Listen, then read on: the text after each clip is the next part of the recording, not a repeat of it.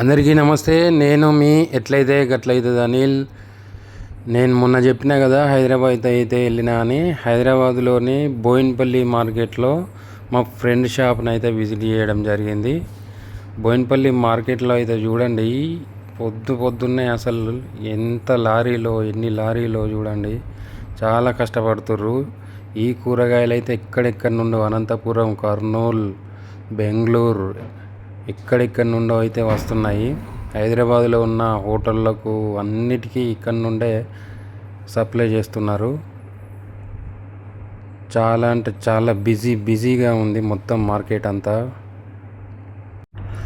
ఇక అర్ధగా వేనంగా అని చెప్పి కూరగాయలు అయితే తీసుకున్నాం.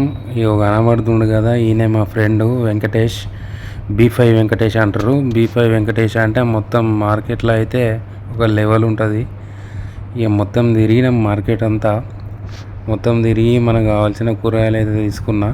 చూస్తుర్రుగా మొత్తం మిర్చి, అక్కడనైతే లేనిదంటూ లేవు, అన్ని కూరగాయలు ఉన్నాయి. ఇక మార్కెట్ అంటే అన్ని కూరగాయలు ఉంటాయి, మీకైతే తెలిసిందే కదా. ప్రతి ఒక్కటి అయితే ఉన్నది ఆడ. అనుకుంటాం కానీ పాపం చాలా కష్టపడతారు, ఘోరంగా అంటే ఘోరంగా కష్టపడుతుర్రు. మార్కెట్లో పనిచేసే వాళ్ళ ఓపికకే మొక్కాలే.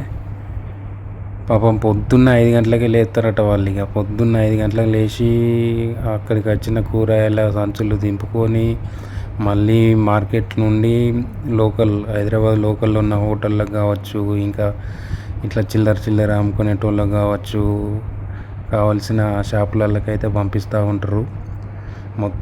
మార్కెట్ మొత్తం అయితే తిరిగినాం. చాలా రోజుల తర్వాత అయితే మార్కెట్ పోవడం జరిగింది. మనకు కావాల్సిన వాళ్ళందరికీ కలిసినాం.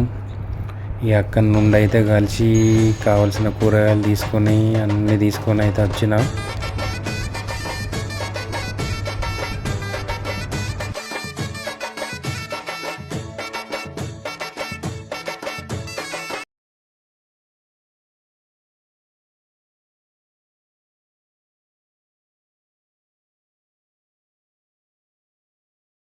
అయితే ఈడ ఇంకో ముచ్చట చెప్పాలి మీకు. అయితే ఈ బోయిన్పల్లి మార్కెట్ అనేది మొదట లేదు. ఫస్ట్ ఏంటంటే మోండా మార్కెట్ అనేది ఉండే. 1965లో మోండా మార్కెట్ అనేది ఉన్నది. అయితే నగర విస్తీర్ణత, జనాభా, ఈ రష్ ఇదంతా కావడం వల్ల ఆ మోండా మార్కెట్ అనేది ఈ బోయిన్పల్లికి తీసుకొచ్చారు. బోయిన్పల్లి తీసుకొచ్చిన తర్వాత ఇక ఇక్కడ నుండి ఈ కూరగాయల హోల్సేల్ షాపులు ఇవన్నీ తయారైనాయి. ముచ్చట ఏంటంటే 2002లో బోయిన్పల్లి మార్కెట్ అనేది తయారైంది. ఆలుగడ్డ ఇక అందులో తిరిగి నేను కూడా ఆలుగడ్డ అని కూడా అలవాటు అయింది నాకు కూడా. ఇక సోరకాయలు అయితే చూడు ఎట్లున్నాయో. ఇక మా వాడైతే ఇక కూరగాయలు వాళ్ళ షాప్లో తీసుకుపోతారుగా. ఇక వాళ్ళ ఈ మార్కెట్లో తిరిగి ఇక వాళ్ళు కలిసినప్పుడు అట్లయితే పైసలు వసూలు చేసుకుంటారట. ఇక అక్కడి నుండి వేరే షాప్కి అయితే పోయినాం. వంకాయల దుకాణం కాడికి పోయినాం. అక్కడ కొన్ని వంకాయలు తీసుకున్నాం. చూడండి రకరకాల వాళ్ళైతే ఒకసారి పోయి అదొక ఎక్స్పీరియన్స్.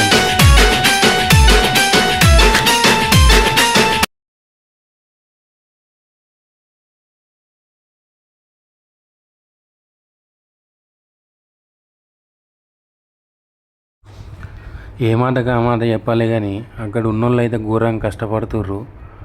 పెద్ద సంచులు అయితే మోస్తుర్రు పాపం. అమాలి పనులు చేసుకుంటూ రకరకాలుగా అక్కడ బాధలు అక్కడ పడుతుర్రు వాళ్ళు. అక్కడి నుండి ఇంకొకటికి పోతే ఇక మా ఊరి ఏసీ అన్న కలిసిండు. అన్న కలిసి కోసేపు అన్నీ మాట్లాడినాం. పోతున్నా మళ్ళీ పోదాం నిన్న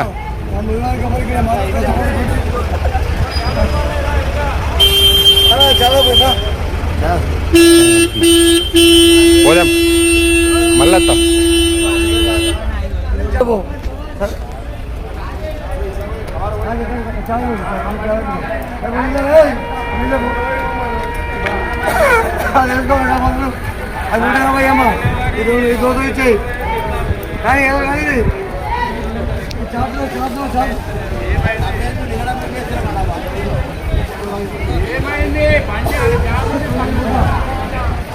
ఎండనక వాననక చలి అనక నీల మట్టిని నమ్మిండు రేయనక పగలనక రాత్రనక కష్ట జీవిగా నిలిసిండు ఎన్ని బాధలున్న కన్నీళ్ళనొచ్చినా కలి మరిసిండు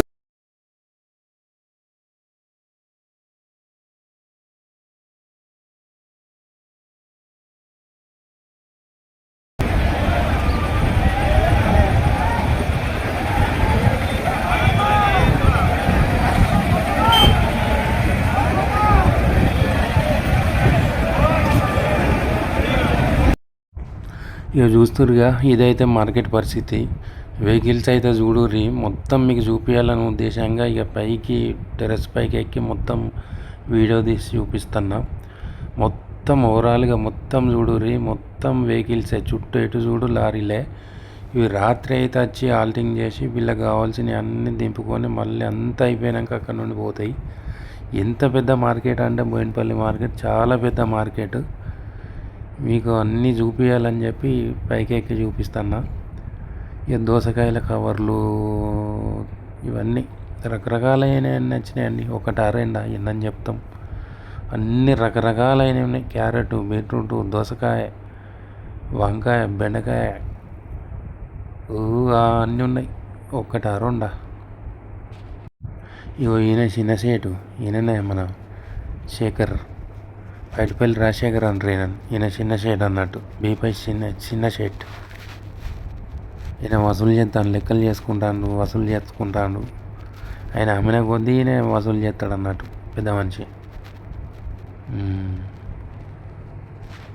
ఇది అండి మార్కెట్ సంగతి.